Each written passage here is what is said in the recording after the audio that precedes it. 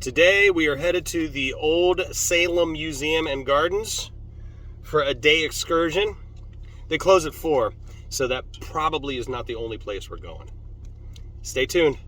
So the first building that we were told to go to was this Horton Museum back behind us, and we will be checking in, and we'll know where to go from there. God bless. We'll see you soon.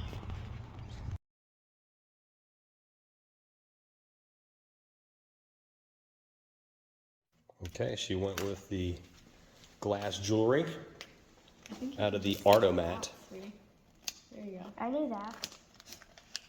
I didn't know that.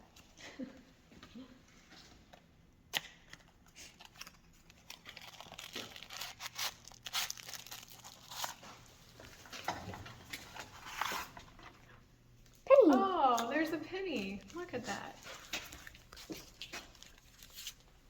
Here you go. And here you go. Now you can read about it. I've seen a penny before. Who knows a penny? I don't know. I don't know. Maybe it's something special? I'm not from here. Because you got the penny. That's right. Oh. Ooh, That's pretty. Wow. I love it. You gonna put it on? One of a kind because of you are. And look, it goes with the clothes you're wearing today. It Pink and does. blue. It does, it matches. It's Well, meant thank to you. be. Look at that. Thank you, Jane. Thank you. So we just learned that this town that we're about to explore used to be run in the 1800s congregationally. I mean, meaning that the entire townspeople were churchgoers. Can you imagine what that would be like today? Having an entire city of people operating within the means of the church. Things could change.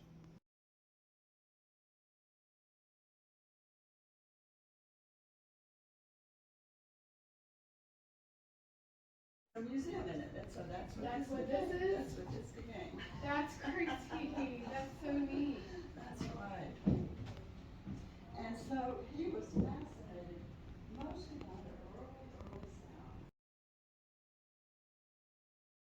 Surrounding Houseville on the eastern shore about 70. And that house was no longer standing, and so the road was headed.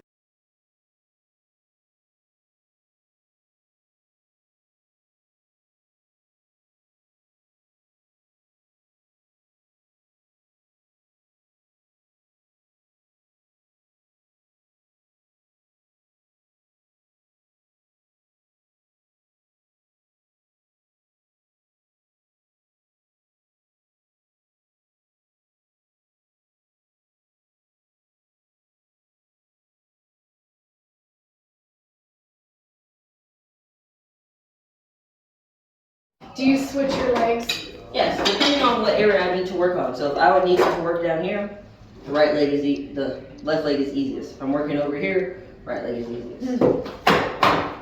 The machine is currently squeaking at me, and what that means is I need to apply more beeswax. So on this machine, a lot of people assume these metal spokes are rotating. They are not.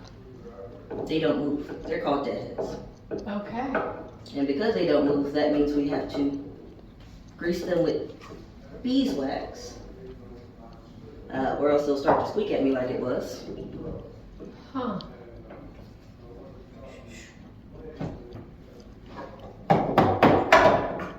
It is held in place with a wedge.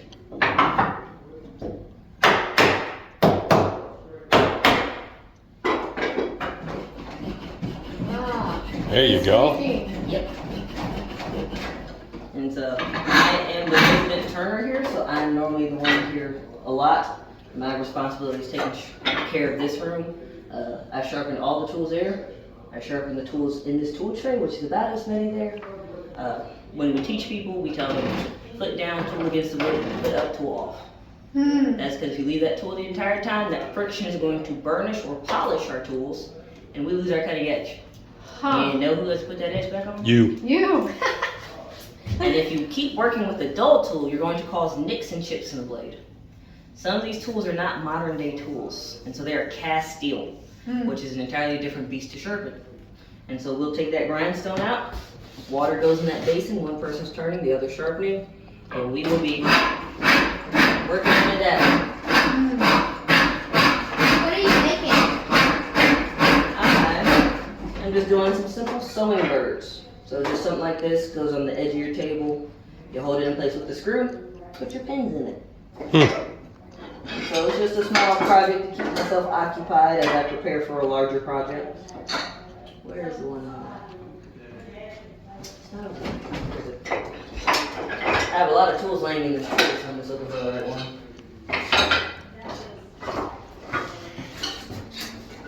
Oh, I didn't pick it up. Power tools are a little too expensive for me at this time.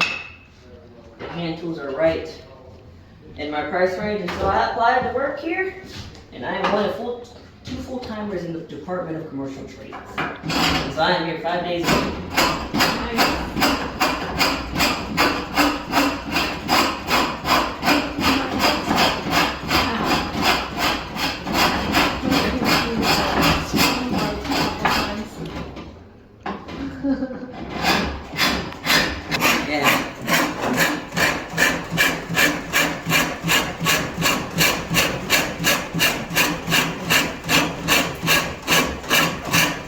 Any high spots will be very visible because we put multiple rings, and then you'll come back here. And then before we put you on the lathe, we will go ahead and drill the holes in. And so I normally just go ahead and drill them for people. I don't have people in here often enough to teach them how to drill those holes because we use a set of dividers in that one. In fact, I can show you those.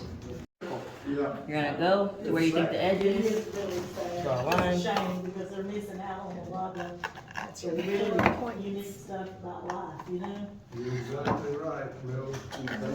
And then you want to go to where you think it is and then do a circle there. If it's pretty bang on, you found your good center point. And you're going to do that for both ends. Basic stuff. It's normally easier to do before you start shaving. Right. Then you're like, this is pretty even still. Most of your German work or any of your Dutch or anything here, you're paying me for materials. Metal's going to be much more expensive than wood. That's why you see a lot of dovetail or mortise and tenons. Nails are going to be expensive, but nails are also constantly changing throughout the time period.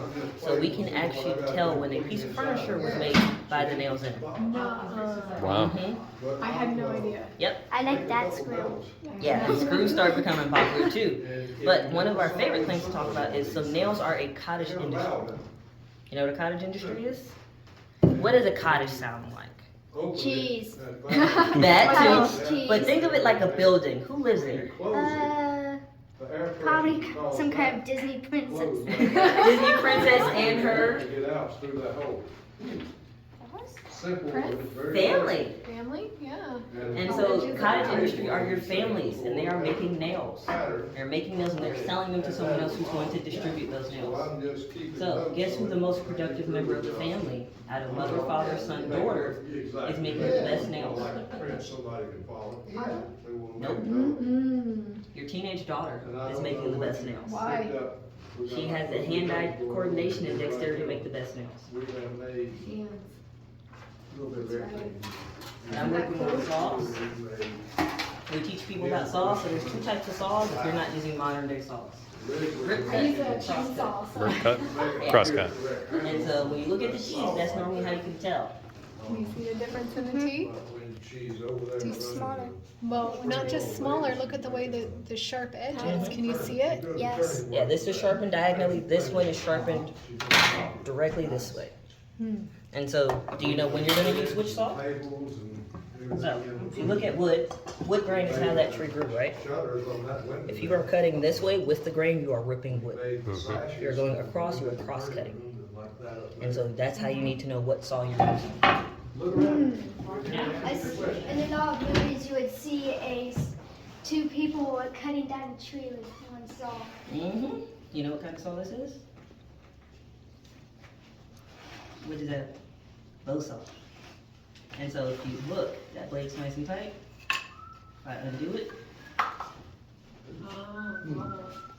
And then so if I'm cutting a tight cut and I need to get that saw out, it's easy for me to release tension so I don't break that blade. Huh. If I do break it, luckily we have some nice replacement blades. Yeah, because back in the day, they'd have to go to another worker and say, hey, I need a new blade. Yeah, and